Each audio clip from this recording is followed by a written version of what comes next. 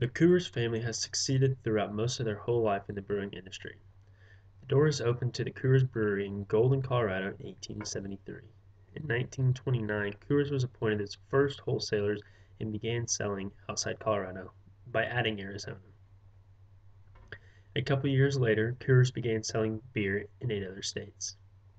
The company went public in 1975 and the stock sold for $25.50 and paid a dividend at $2.79.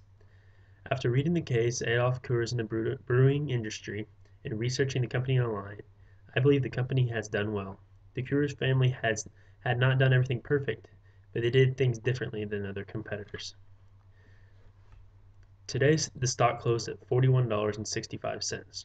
The reason I believe Coors was doing well was because they chose to use a different brewing system which set them apart from their other competitors. Coors chose to age their beer for 20 days, while their competitors chose to age their beer for 70 days. I believe they caught the market's eye with saying their beer was the most drinkable due to their ingredients.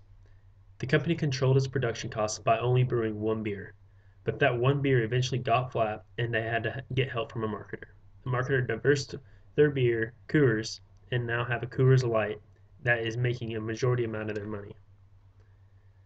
The most important element that brings all these details I have talked about is the hiring of the marketer.